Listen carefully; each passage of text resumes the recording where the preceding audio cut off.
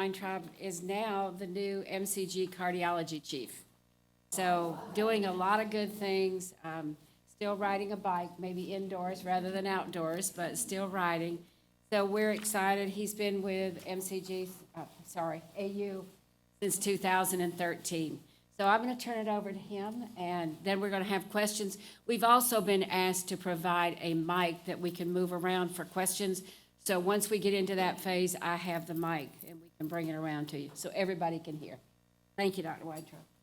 Yeah, thanks much, and thank you all for coming. It's always fun to come here, and it seems like every year it's in February that I've been coming, and I see a lot of old friends, people that come each year. You look healthy.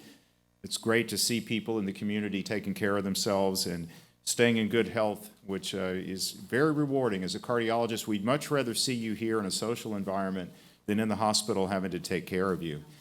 So for this year, I made up a new talk on heart disease in women, and I figured being February, it would be a good opportunity to talk about this. And I'm going to tell you a lot about the problem itself, and I apologize up front. I sometimes get into a little bit of the teaching mode here. I will try to stay away from too much detail, but I know there are some medical professionals in the audience. There won't be a lot of data, but I will show you some data, and I think it's important to look at the data so you understand yourself what's going on with heart disease trends. You can get a better understanding of the issue of heart disease in women. How many people in the room, just show of hands, are aware that heart disease is the leading cause of death in women? How many of you all knew that? So most of you knew it, but maybe just a little bit more than half.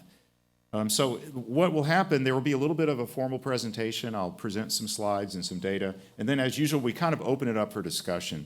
And when we open it up for discussion, it could be any topic, right? So just because I'm talking about heart disease in women today, we could discuss any other questions you might have or other topics of interest.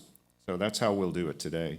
So I start by showing you the scope of the problem. This is a map of the United States showing county by county the heart disease death rates throughout the entire nation a few years ago. And what you see here in Augusta, we live in the area of nearly the highest heart disease death rates in women in the entire country. And if I showed you a map of men, you would see the same thing. You all probably know we live in the stroke belt. The incidence of strokes, heart disease is higher in the Southeast than just about anywhere in the country. So it's a very significant problem. But looking at it numerically, not to pick on the oncologists, because it's not that cancer isn't important, it's very important. But I think when we consider women, most of the time people identify mortality with breast cancer. They don't think about heart disease. But in reality, if you look at the data, women are far more likely to die of heart disease or stroke than they are of breast cancer. You can see breast cancer isn't even a fraction of the number of deaths that heart disease will cause. And this doesn't matter what your ethnic group is or your heritage. If you're a woman, you're still more likely to die of heart disease. But note, in particular, African American women have the highest incidence of both heart disease and stroke deaths of all women. And this is in part linked to high blood pressure as well as other factors. This is a really interesting slide that tells us a lot about heart disease in the U.S. and what has happened and evolved over time. And I want to call your attention to the beginning of this curve. What you're looking at here is starting in 1970 up until today, cardiovascular mortality trends nationally, men and women. And the blue line is the men, and the pink line is the women. So when you look at this, for those of you who are older like me, if you were alive in 1970, or you remember what it was like, back in that day, if you could think of someone who would die from a heart attack, you'd most likely think it was an elderly man, right? And that was true. Looking at these data in 1970, men were more likely to die of heart disease than women. And we knew this, and we began to understand why. So that, remember, for those of you who were alive in 1970, does anybody remember when we no longer began to see ads for tobacco on TV? Do you all remember? We used to see those ads. When I was a little kid, you saw them all the time, and they disappeared. That's because the Surgeon General really came down on the tobacco industry and said, this is killing people, and we've got to stop the use of tobacco. On top of that, there were several key discoveries that were made from large population studies like the Framingham study. So we finally understood the link between cholesterol and heart disease. We understood and were able to treat both hyperlipidemia and hypertension. So all of this came about around the same time in 1970. And look what happened to cardiovascular mortality in men between 1970 and 2010. It went down by half during this time. It's remarkable. Now there's been an uptick, and you can see it at the end of the curve, and we'll talk about that in a minute. We don't know for sure why this has occurred, but it's likely because of obesity, which is a problem I've talked to you about before. But look what happened to women during this whole time. 1970, women had a lower cardiovascular mortality rate than men. You could see in the early 80s, there was an inflection point where all of a sudden more women were dying than men. And it wasn't until well into the 2000s that we began to see declines in cardiovascular disease mortality in women. So if you look at it in these terms, over the last 30 years, far more women have died from cardiovascular disease than men. So we should take a moment to think about, number one, why did this happen? And then number two, why now are we seeing benefit and reduction in mortality? I think we can explain this on the basis of a couple of key points, and I'll go into this in a lot of detail. Number one, women have tended to think, erroneously, that they were not likely to get heart disease. And even worse, many medical professionals thought that way, and some still do think that way. For that reason, women weren't really carefully screened. They weren't taken seriously when they had symptoms. When they sought care, they didn't get care in a timely manner. And all these things have contributed to the bad outcomes. And finally, with a lot of awareness that evolved, much of which I think we can thank the American Heart Association for, we finally got the word out. Both women and caregivers began to get the message, and we can see that heart disease death rates in women did fall, but again, they're still slightly above men, and then this inflection point has occurred. So when you think about the classic heart attack patient from 1970, and we still see these patients a lot. I'm not trying to tell you that we don't see heart attacks in men. Of course we do. But when you think about sort of a classic heart attack patient, you might think of a man like this, a middle-aged or elderly, typically overweight man. You can see him clutching the center of his chest. You might imagine the beads of sweat rolling down his forehead, shortness of breath, etc. And these kind of heart attacks in men are almost always caused by classic atherosclerotic lesions. This is a disease that occurs over decades of our lives. We understood this pathology now going back to the 1950s and 60s. We know that there's buildup of plaque and lesions. This is a lipid-laden process in the coronary arteries. For those of you who are not familiar with coronary anatomy, this little cartoon of the heart is shown here. These are the coronary arteries. These arteries arise from the base of the aorta. So in a way, you have to think about the heart as pumping blood to itself, which it does. So some of the blood flow that the heart pumps out comes right back into the heart. And these arteries are vital to feed the working heart muscle, to provide oxygen and energy sources so the heart can do its job. Remember, your heart is a muscle which involuntarily is contracting on average 60 to 80 beats a minute your entire life. It never stops. It's always working. So unlike other muscles where when you get tired, you can give the muscles a rest, you can't do that with your heart. It's got to work all the time. And so it needs this blood supply. And the function of these arteries and their health is vitally important. So in the usual sort of classic atherosclerosis, these lesions build up slowly. They begin in probably in our 20s for the most part. We know what the causes are for most people. We know how we can treat this problem. If we don't treat it or it's very aggressive, this plaque builds up, and I think you can see that when you just have a small channel here through this artery that you're going to have restricted blood flow. When you have restricted blood flow through an artery, then it will usually cause symptoms with physical activities. I see we have members of the police force here. If you get out and you're in a stressful situation on the side of a road, and all of a sudden you feel tightness in your chest, this would be a potential symptom of coronary disease with heavy exertion. Note what happens if that vessel completely blocks. This would be in the setting of a heart attack, and you can imagine at this point there is no blood flow going through the artery. Now the artery is unable to supply that portion of the heart with enough blood, and that will cause the symptoms of a heart attack like I showed you in the previous slide. So that's the classic kind of atherosclerosis. Now I'm going to take you through a few cases, and each one of these cases are real. These are all patients I've taken care of. Of course, there's no identifiable information here. This is to illustrate the differences that we see in heart disease in men versus women. A 26-year-old woman with no risk factors for heart disease who is 34 weeks pregnant, woke up about 6 a.m. with severe chest pain. She knew something was wrong, and thankfully, she got her husband to call 911. She was taken to the emergency department, and immediately an EKG was performed. And it's important to tell you, and I'm sure some of you are first responders or may even work with the EMS, how important it is to get EKGs done quickly, accurately, and get them interpreted. So this young pregnant woman was actually having a heart attack. She was taken urgently to the cardiac catheterization lab, which was not a simple matter given that she was pregnant, and we had to shield the baby, et cetera. But this is what we saw.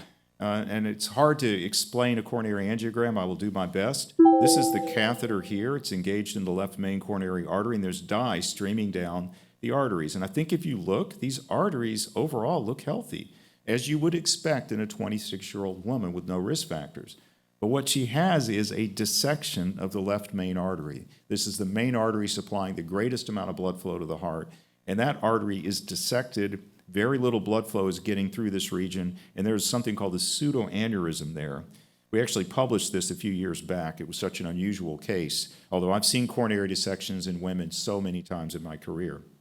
So this is called a spontaneous coronary artery dissection, and probably none of you have ever heard of this, and I'll also tell you a lot of doctors have never heard of this, and I've seen this missed by cardiologists as well. It's not always easy to diagnose. It's a completely different cause of a heart attack than the elderly gentleman that I showed you caused by atherosclerotic lesions. If you look at the demographics of patients with spontaneous coronary dissections, women are far more likely to have these. They're 3 or 4-fold more likely to suffer one of these. I've seen several in women around the time of childbirth, by the way. And if you look at the age group, they're usually young. The average age here is 41 years old. So this tells you, when you hear the story of a 26-year-old pregnant woman that actually had a heart attack, she did. So if we get into this mindset that this is a young woman and she couldn't have a heart attack, the answer is she could, and this is one of the reasons. Now, if you look at overall the differences in men versus women that come in with heart attacks, the classic kind of heart attack that I showed you with the elderly gentleman is seen in about 95% of men. So rarely will a man come in with a heart attack that will have anything other than the classic form. In women, it's 1 in 5. 1 in 5 women will present with something completely different than the classic form of heart attack. And that can be things like a dissection, which I just showed you, but there are other things too, and they're even harder to figure out sometimes. Women can have something called plaque erosions, and this is a very superficial atherosclerotic lesion in a coronary artery that does not have the appearance of atherosclerosis that you could not see on an angiogram. And when it erodes, it can form a clot, and that clot can come and it can wash away. This can be very difficult to diagnose without more sophisticated techniques to look at the artery. Also, arteries can spasm, and I'll talk to you about this in a moment.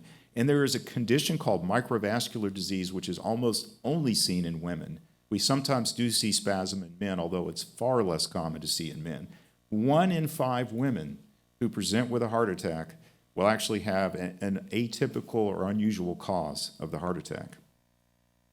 So I mentioned to you that we've had trouble recognizing heart disease in women. Women have had trouble, and men have had trouble recognizing it, and caregivers have had trouble.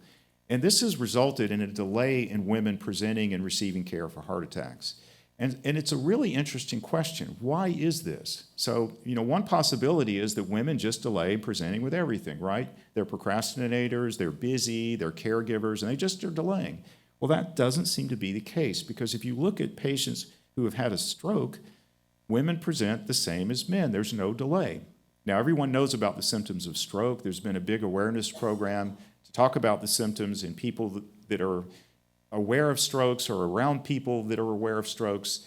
You have at least that mechanism, and it works in women. But it doesn't seem to work for heart attacks. Despite what we believe to be good awareness, women still present later in the setting of a heart attack than men. What's the reason? As I mentioned, there can be a lack of awareness of risk. I told you that over years and years, or even decades perhaps, nobody accepted the fact that women were susceptible to heart disease. It took until probably the early 90s before we really began serious campaigns to treat heart disease in women. So the word needs to get out and needs to keep getting out about awareness of risk. The other possibility is that women may misinterpret their symptoms, and that's certainly true and could be. How many of you all have heard that the symptoms of heart disease are different in women than in men? You heard that before? Well, they're not as different as you think, and I'll show you in a minute that that is the case. They're not as different as you think, but women still may misinterpret the symptoms, and I think they may also deny the symptoms. So why is it that a woman may say, this can't be my heart? Well, I've seen this before, and most often it's tied together with social issues. I could tell you many stories of patients that I've taken care of, but often it's a more or less elderly woman whose elderly husband's sick, and she's home taking care of him. He's got all kinds of problems, and it results in denial, and that leads to the late presentation. Now, I mentioned the symptoms are more similar than you think to men. Many of you all may have heard that women have atypical symptoms. They may not have chest pain. They may instead be more likely to have atypical symptoms such as fatigue, shortness of breath, or weakness. That's true. If you look at this, you can see that men more often have chest pain than women. Women more often have these atypical symptoms. But nearly 80% of women will, in fact, have some kind of chest pain with their heart attack. Men are closer to 90%. And men often also have the same vague symptoms as women. So the symptoms are not that different. And if you look at the quality of the chest pain, overwhelmingly, it's in the center of the chest in both men and women. It can sometimes be in the left side of the chest, but it's the same pretty much in men and women. And the quality of the symptoms are also the same. Most people that have heart attacks will describe a pressure or a tightness sensation. Whether you're a man or a woman, the symptoms are remarkably pretty similar. Now, there are people who will have zero symptoms of a heart attack, and I've seen many silent heart attacks in my career.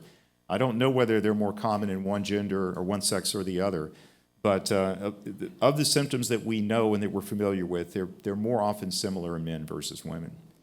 Regardless of what the cause of all this is, these are the facts about heart disease in women, although we're getting better, as I said, but women have higher rates of mortality and they have higher recurrent heart attack rates than men.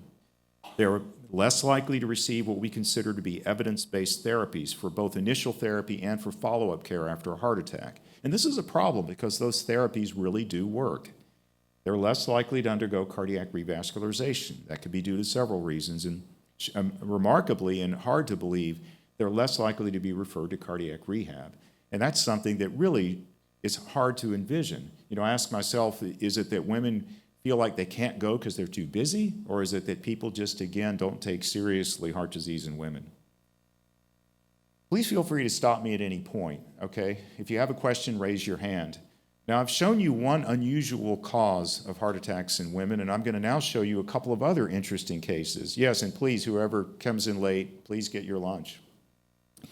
This was a 36-year-old woman who had no prior cardiac history and no prior cardiac risk factors, very active, functional, working 2 jobs, and she also was the cheerleading squad coach for the high school on top of her 2 jobs that she had as a volunteer.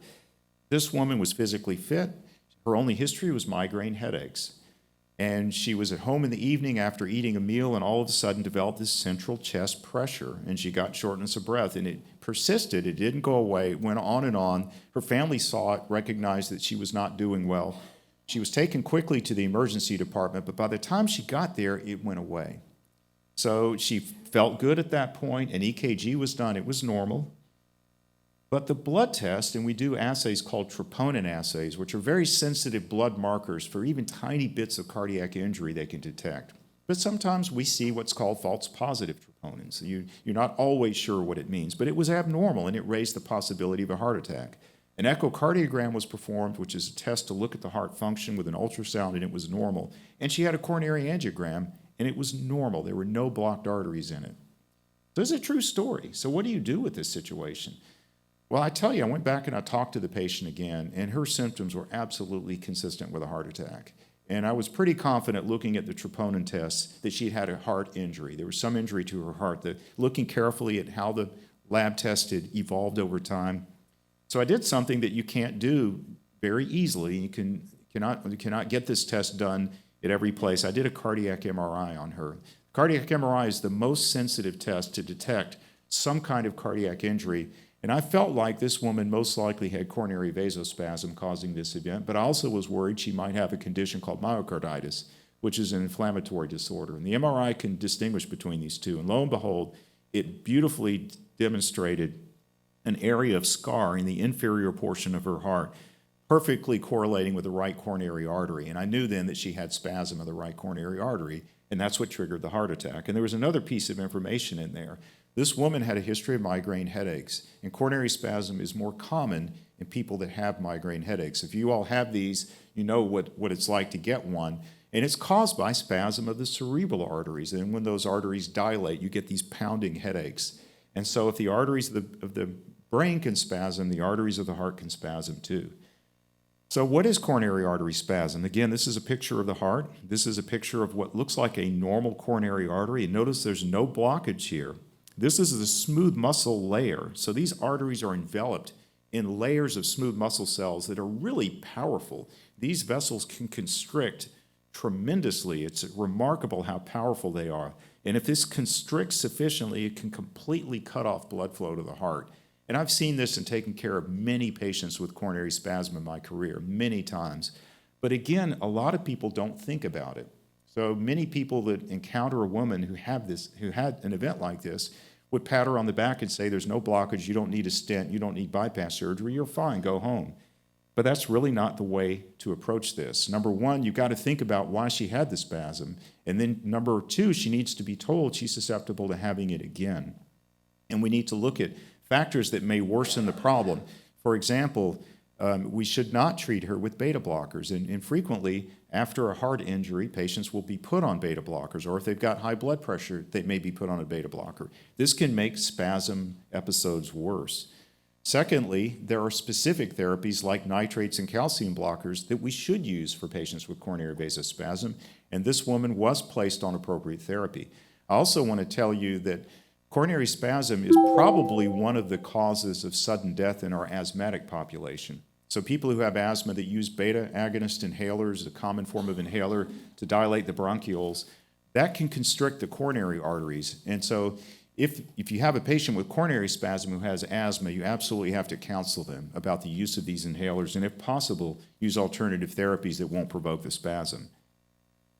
And then finally, we know that patients who have this form of coronary spasm often have what's called endothelial dysfunction. The endothelium is the inner lining of the blood vessel wall that helps regulate the vascular contraction, and it can prevent the vessels from contracting inappropriately if it's healthy. Conversely, if the endothelium is unhealthy, it can make the spasms worse.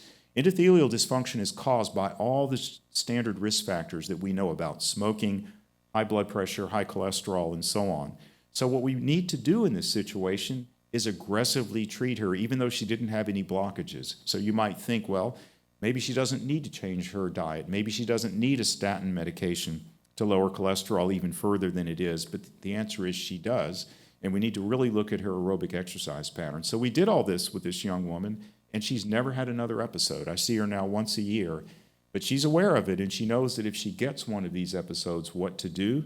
She carries nitroglycerin with her at all times, and she is very consistent and compliant with her lifestyle measures. So that's another scenario where women are different than men, much more common in women. Any questions? Yes, sir.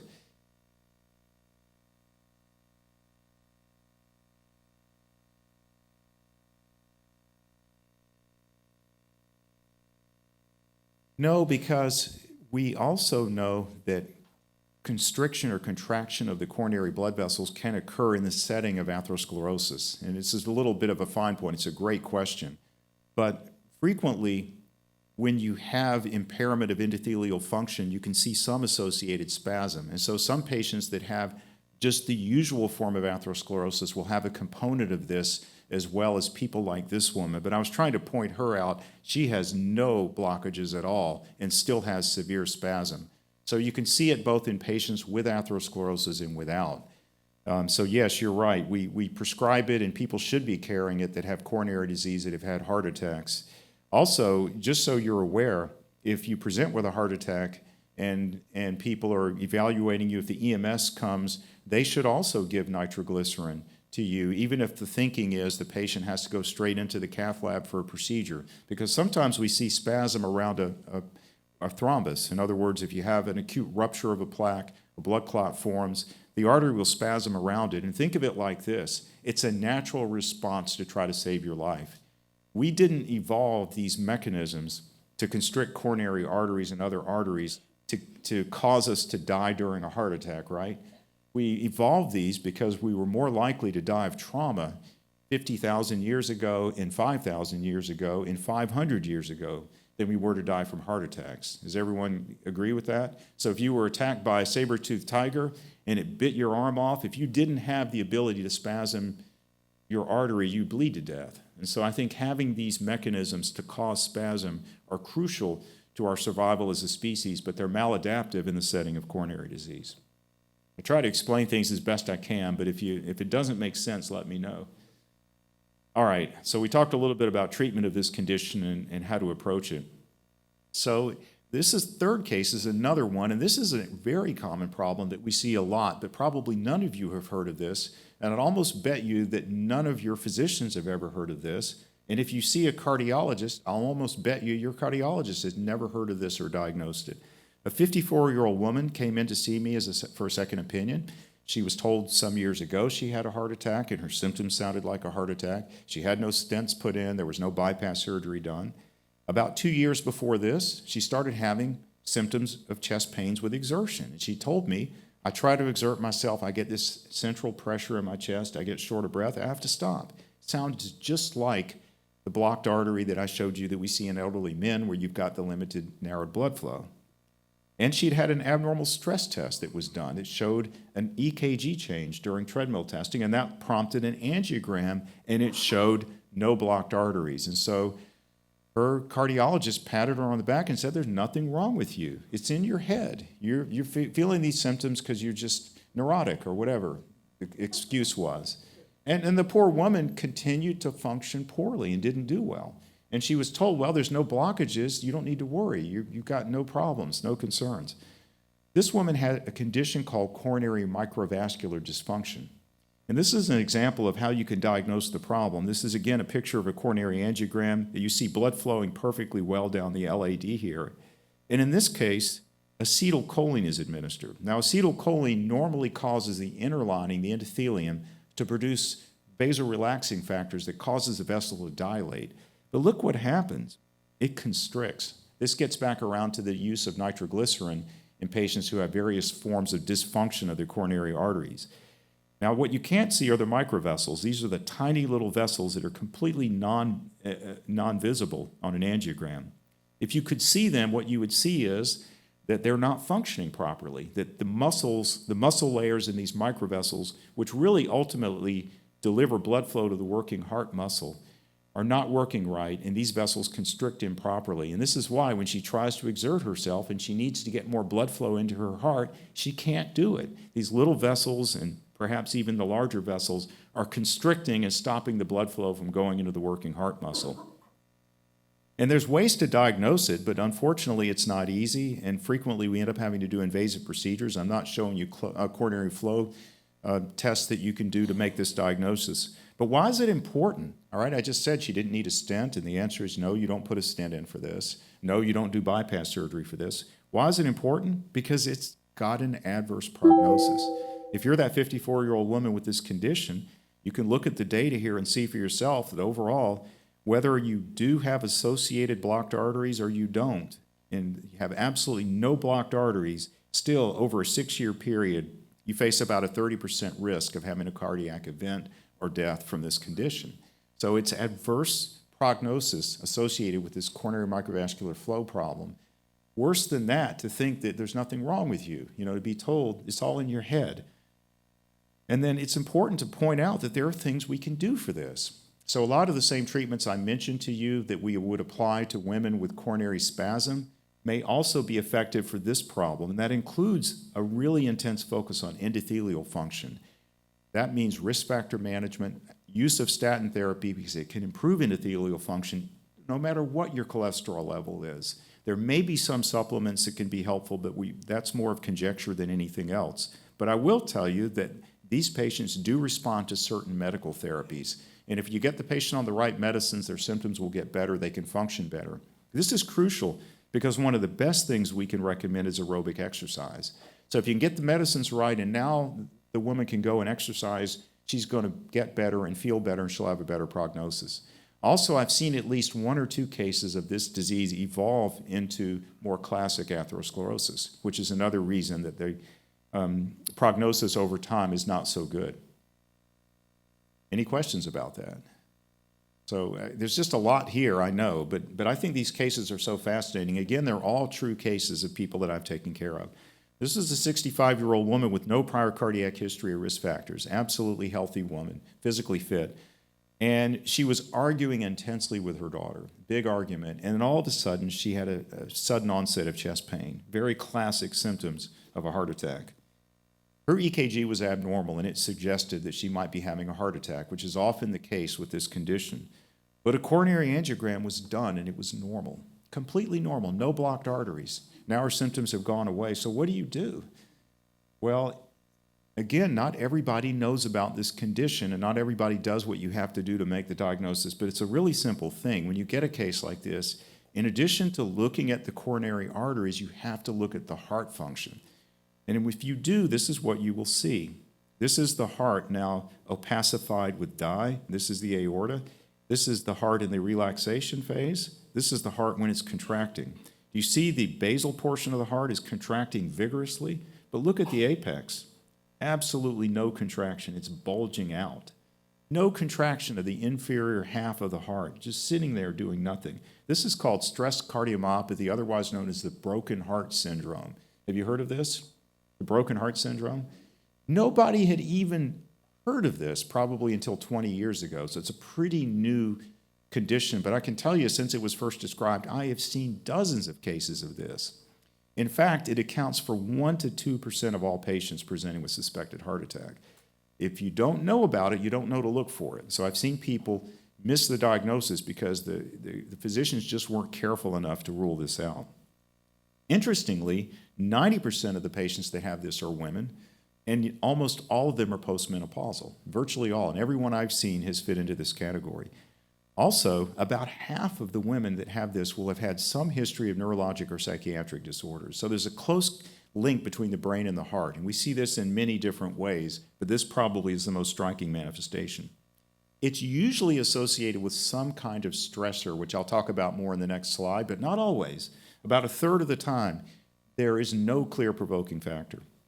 And importantly, you need to diagnose it because it has a similar prognosis as to other kinds of heart injury, heart attacks.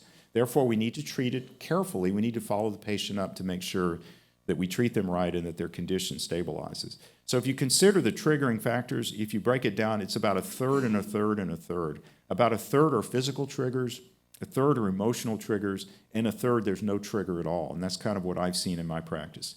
So what kind of physical triggers are we talking about? Most often, this would be people who are really critically ill in the ICU, maybe with sepsis, pneumonia, in the trauma unit from a major organ injury, in the neuro ICU from intracranial aneurysm that's ruptured. But I can tell you, I've seen other cases that had nothing to do with any kind of severe stress like that. This is a true story. I had a woman, she was probably in her late 60s. She was going with her family to the Clemson football game. And she had parked, and they were walking up a hill trying to get into the stadium before the kickoff. So she was hurrying. There were crowds around. She's halfway up this hill, and all of a sudden it hit her.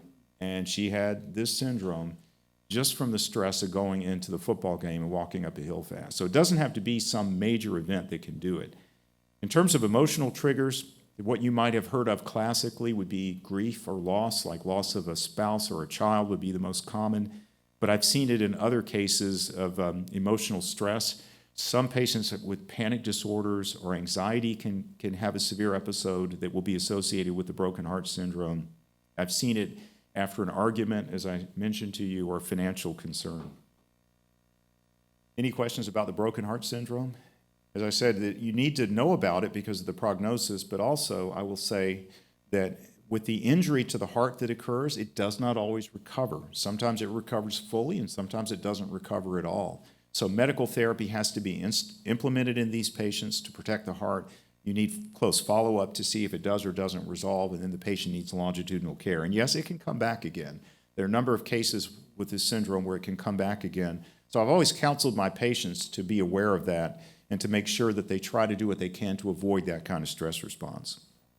All right, this is the last case, and then we're going to open it up for discussion. We'll have plenty of time. This is a 45-year-old woman with lupus. Do you all know what lupus is? Have you heard of it before? It's an autoimmune disease, and I'll show you a little slide, but generally it means we don't know what causes it, but it's an inflammatory disorder. But this woman presented with an acute episode of sharp chest pain. So to a discriminating cardiologist, when you hear that the pain was sharp, you're less likely thinking of a heart attack. But again, it's hard to tell sometimes. She had no prior cardiac history or symptoms, but she was a smoker and she had a positive family history. Now, her EKG, which I'm not going to show you, showed subtle signs of inflammation around the heart. And I can't tell you how many times I've seen EKGs misread as being a heart attack when it turned out it was this condition, which is an inflammatory process around the heart called pericarditis. And what's bad about this is when it gets misdiagnosed and the patient is treated for a heart attack, it can make things worse. Because what do you do when you think your patient's having a heart attack? You load them up with blood thinners. They're often given heparin. Sometimes I've even seen a patient get a thrombolytic agent one time that had this because the EKG was misinterpreted. And if you give blood thinners to a patient who's got pericarditis, that can cause hemorrhage around the heart, and that can cause the heart to become compressed by the fluid, and it can actually cause death. So in this case, we made the diagnosis quickly, and we're able to get her treated. So I talked to you about lupus because it's very common in women. And if you treat patients with lupus, then you would know that about 1 in every 4 women that have this condition will at some point in their care develop pericarditis. And I've also seen it as the initial manifestation of lupus. So I think I've diagnosed 2 women that showed up with de novo pericarditis, and that was the first symptom of lupus that we were able to make the diagnosis. As I said, this can lead to dangerous buildup of fluid around the heart, so it has to be recognized quickly, the right therapy implemented, and the patient aggressively treated and watched with immunosuppressives.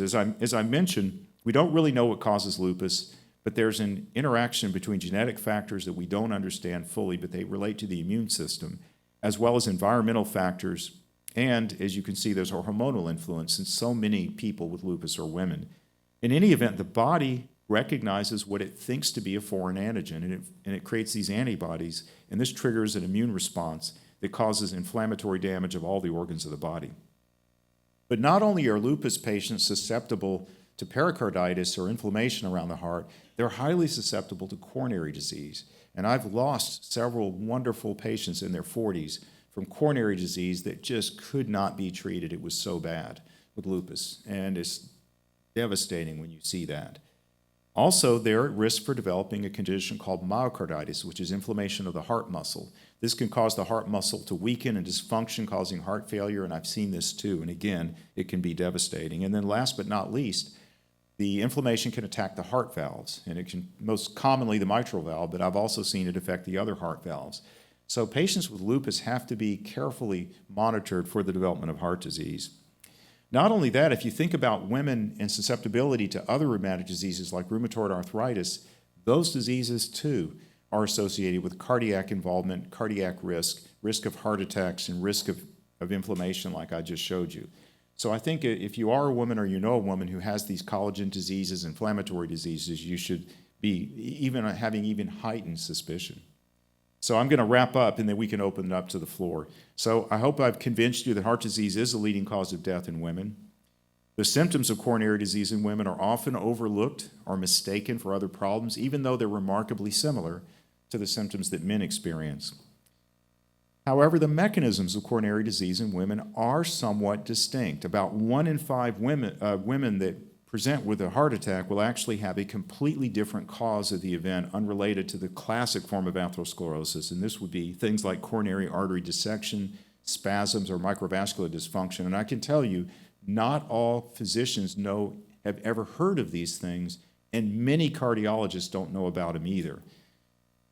There's an increased prevalence of stress cardiomyopathy in women. It's almost exclusively seen in women, I would say, and again, a lot of people aren't aware of this. And connective tissue diseases that are common in women are associated with high frequency of cardiovascular manifestations. And I would say heightened awareness and referral to someone who's really familiar with these syndromes and can help identify the problem and tailor therapies and procedures when needed in women, I think can really make a difference. So I'll stop here and we can open up the floor to questions and discussion. Thank you. Got to be some questions. Okay.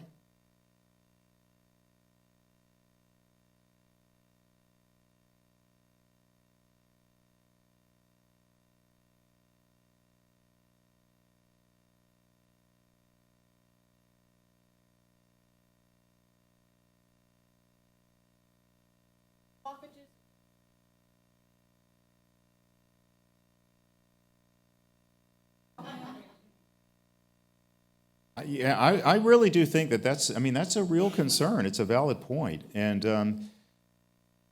I'm just going to tell you that I have seen things that almost unbelievable. And I don't want to say some of the things I've seen, but that does happen. I've seen that happen before. I think if you have a concern, you've got to get another opinion. That's my advice. And if you go to one emergency department or a urgent care center and they're trying to dismiss you and you have a worry about yourself, you need to go somewhere else. I can tell you there have been cases of people leaving the ER somewhere or leaving an urgent care center and then turning around and having an event. So you just have to be wary. You really do. You have to be prepared to get another opinion if you're worried about it. If it's an urgent problem, you've got to report back to another emergency department where they will see you urgently and evaluate you. Otherwise, I would call a cardiologist, make an appointment as quickly as you can to get seen. I mean, I would hope this problem is less than it was, but I still feel that there's a bias of a lot of caregivers to think that if it's a young woman or a woman coming in and they don't see anything, there can't be anything wrong with them. And it's just unfortunate. I'm sorry, what was the question you were going to ask?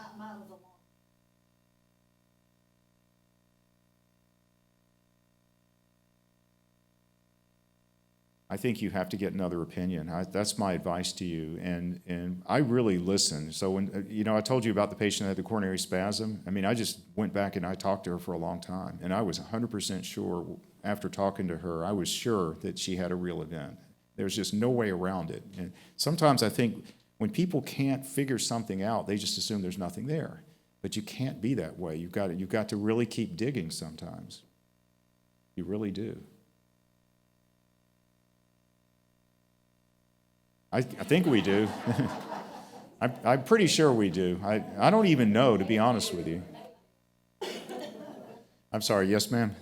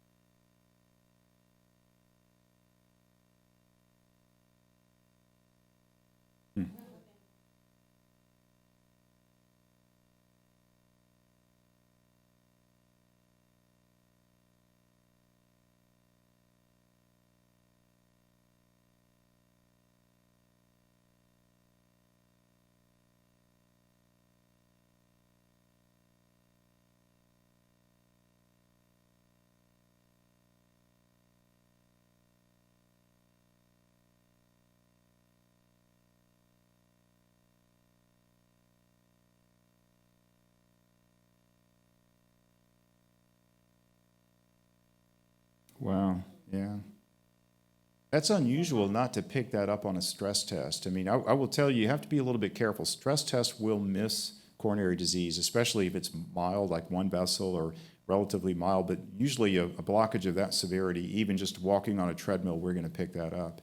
But it goes to show you, sometimes it's not so obvious, and you have to do additional testing. But I advise you all, listen to yourself. If you know something's wrong, then something is wrong until proven otherwise.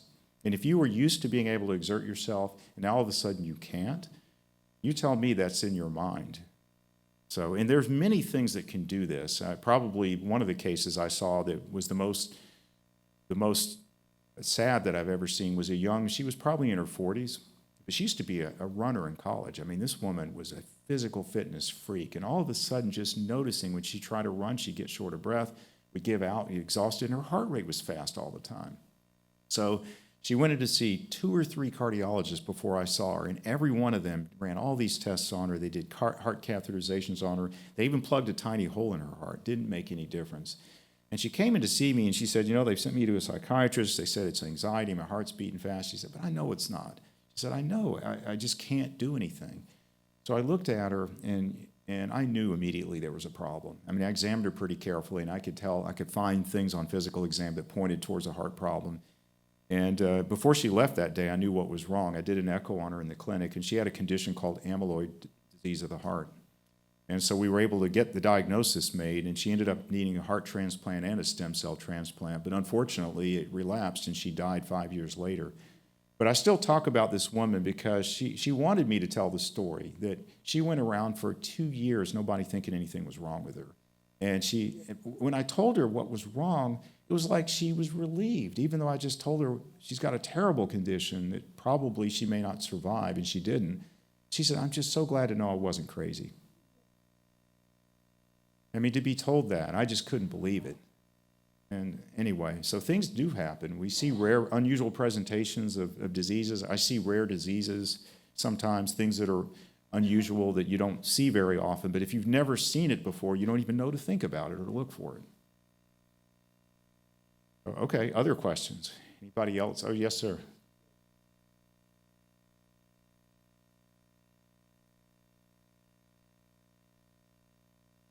Happens.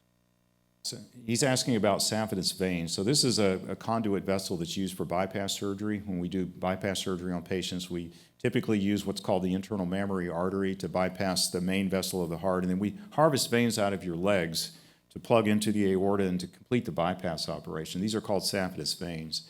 So I think for those of you who have not heard about bypass surgery, it's not a cure, it's a treatment. It's a very good treatment for coronary disease, but the disease can come back, and the veins themselves can get disease. So I think the question here is, how long do the veins typically last after surgery? Well, the average vein lasts 10 years. So the 50% viability rate of a vein graft at 10 years is what we see. I will also tell you, I've seen veins close within a year before. Usually when the veins close soon after surgery, it's most commonly in people who continue to smoke. But I've seen it a few times in those who don't. We don't really understand, what is it that causes the vein graft disease. I'm actually doing research on this in my lab at the university, collaborating with our cardiac surgeons, because they want to know too. What we don't want to do is do this surgery and have you go through all the recovery and then find out the vein was diseased or it plugged up within a few weeks, months, or even a year after the surgery. So we're trying to understand the disease. Every single day I get vein segment tissues out of the operating room that we work on in the lab, trying to discover ways to prevent this from happening. Because it is tough, to go through the surgery and then be told the vein graft is closed now. I will tell you that we can do a lot in the cath lab now to keep these vein grafts working. So my advice is, if you've had bypass surgery and you start having problems, get in sooner than later, because if the graft completely clots up all the way down, there's nothing you can do. If it develops a blockage, we can often go in and clear that out, put stents in. I've got a few patients that, we've had the same grafts in for 20 years, 25 years. We've had to do certain interventions on some vein grafts, but they still have them, they're still working well. Patient hasn't needed another surgery. But my advice is that you pay attention and you present quickly. Also at MCG, or I guess I should say AU, we have what's called a complex coronary program. We can do very highly complex work. We have one of only 2 radiation programs on the entire eastern seaboard to use local radiation into the arteries or vein grafts to try to prevent the blockages from coming back. So we get people referred from all over. I mean, it's not uncommon to have someone come from several states away to have this procedure done here when you've got recurrent blockages. And I have seen a few vein grafts get nursed along for years, using these kind of approaches. Does that answer your question? 50% 10 years is the average. Yeah, they are, as is the brachytherapy. And so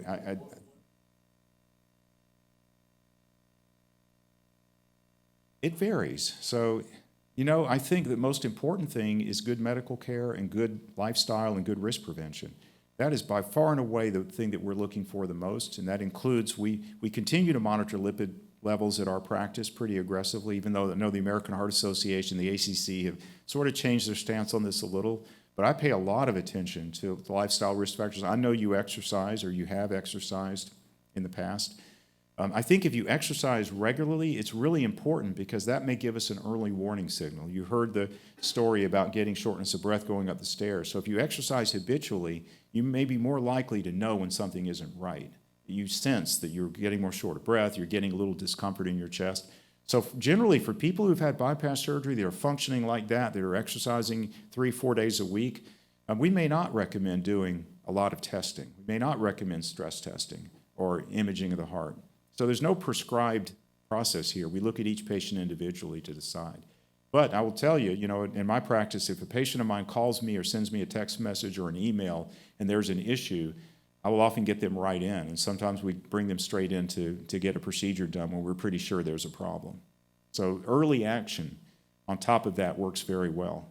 I think the idea that you should get a yearly stress test, you should get a yearly nuclear scan, I don't think that's right. I'd advise to try to avoid to do that if you can. I know some people have to get stress testing for their work, but I just don't believe that that has been shown to improve things, to reduce outcomes if you have really good follow-up for that patient. Okay, other questions?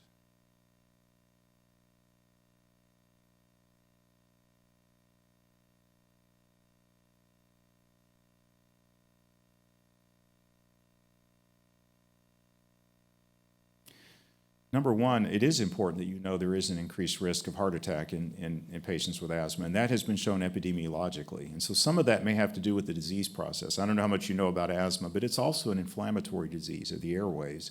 So just like what I told you about lupus and rheumatoid arthritis, there's a component of inflammation with asthma, and that probably has something to do with the predisposition to heart disease as well. And then on top of that, the use of these inhalers. So you have to be careful, and I think good care from a pulmonologist who really is attuned to the problem and is aware of the risk. I think because this is all kind of new, nobody knew this, so if you have a pulmonologist who trained 20 years ago, they may not even be thinking about this or may not have kept up with the literature. So I think if you have a good pulmonologist and you talk to them about this, they might be able to tailor your therapy so that you should not be using a lot of albuterol all the time, beta agonists. If you're doing that, then you need to talk to your pulmonologist and see if they can figure out why you're having these symptoms and are there other approaches to treating it. There's so many new drugs for asthma now, new types of therapies that are available. Yeah, that's a good point. You don't smoke, I assume, right? Okay, so that's also important. It's pretty rare for asthmatics to smoke because generally cigarettes cause a lot of airway irritation. So the first thing is going to be to get all the way off. And, you've got to stay away from environmental exposures too, right? So you shouldn't be around people that smoke. You should stay away from that because that can really irritate the airways. Okay, yes, sir.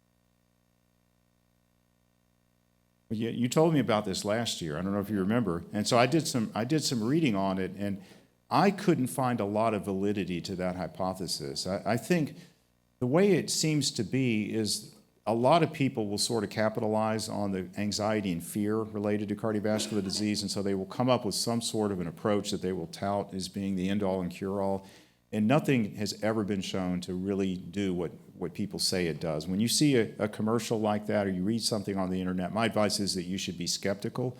That also includes very specific kinds of diets, which I think we've had this discussion before.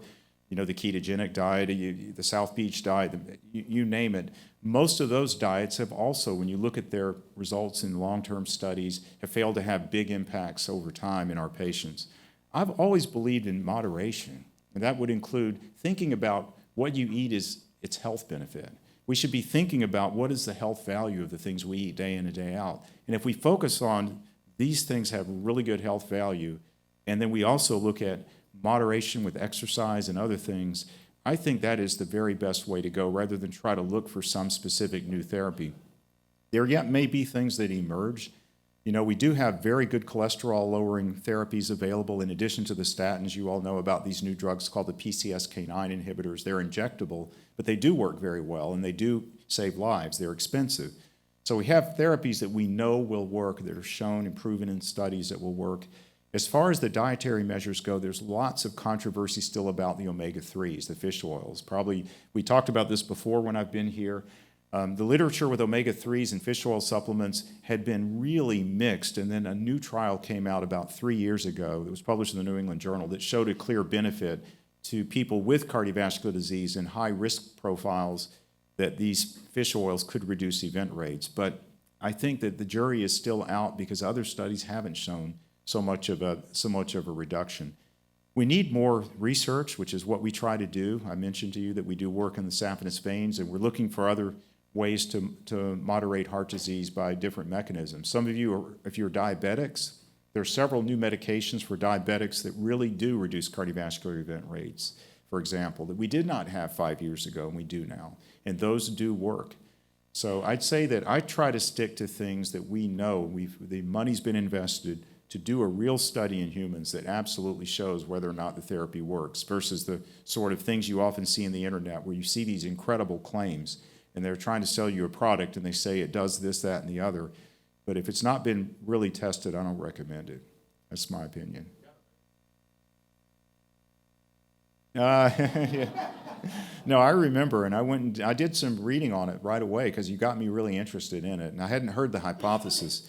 I mean, you know, fundamentally it makes sense that anything that increases inflammation in the body can have an effect on cardiovascular disease risk. But by far and away, the majority of the inflammation that we see in our bodies in patients with heart disease is coming from obesity, which is why I think you made that point. We've seen this inflection, and this pretty much parallels the obesity trends. Now, you also know, maybe there's some good news, the obesity rates have begun to flatten back out in this country, which is good. I think we're seeing the lagging effect of uncontrolled metabolic disease and obesity that has caused this upturn here.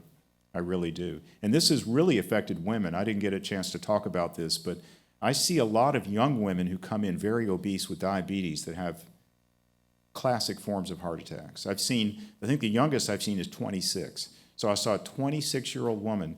She didn't have a dissection of her coronary artery. She had a plain old heart attack, just like the old man's artery. She was a severely uncontrolled diabetic at age 26, had a classic heart attack. That's the youngest I've seen, but I've seen several in their very early 30s. So I think the obesity issue is the problem, you know, why we're seeing this uptick here. Okay, anybody else?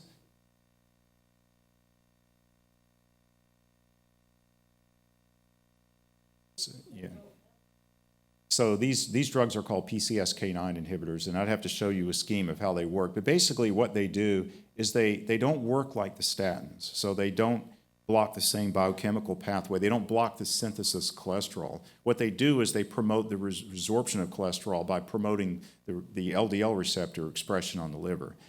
So in general, they are used in conjunction with statins. So the most common situation is you have a patient who's got very high cholesterol, has had a heart attack, or is at high risk, and you put them on a statin and their cholesterol is still, you know, very high. So if you use them with statins, they work great. I have a few patients who are intolerant of statins and cannot take them, And if you use these drugs, they work about the same as a very potent statin. They do. They're almost equivalent from what I can tell. They work pretty well. But they're expensive, they're injectable, and so we don't have as much long-term data as we do with statins that show the benefit. Okay, other questions? Yes.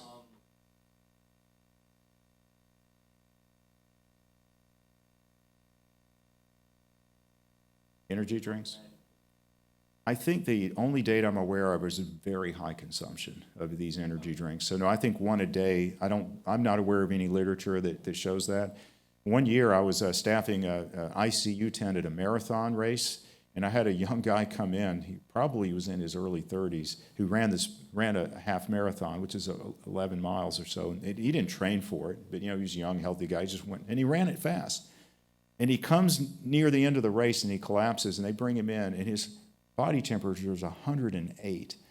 I had to put him into a cold tank with ice. He was delirious. His kidneys were injured.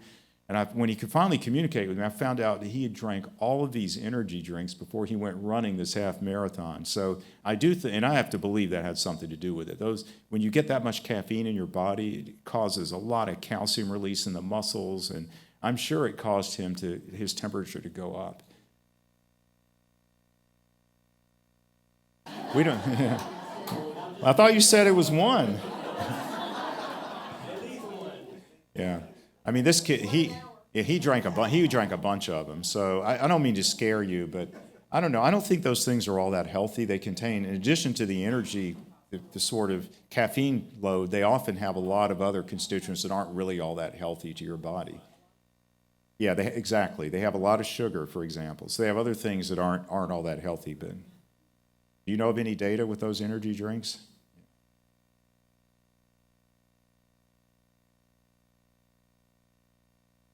Yeah. And I would agree. I think overall that's right. So if you eat unprocessed foods and you look for the healthy things in your diet, that's exactly the way to go. But everything in moderation. I mean, one energy drink, as you can tell, has not harmed you necessarily.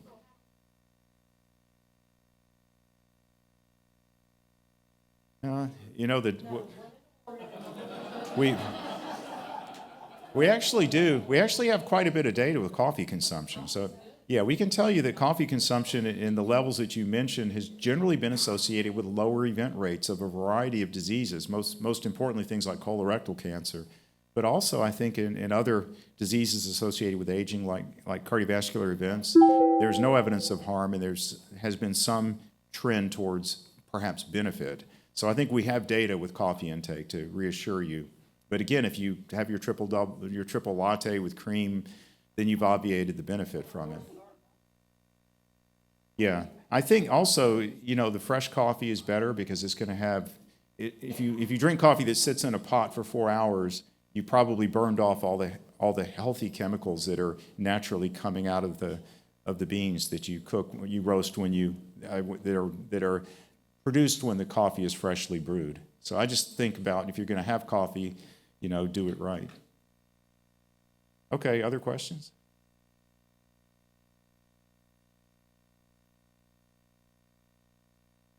All right, well, thanks again. I look forward to coming back next year.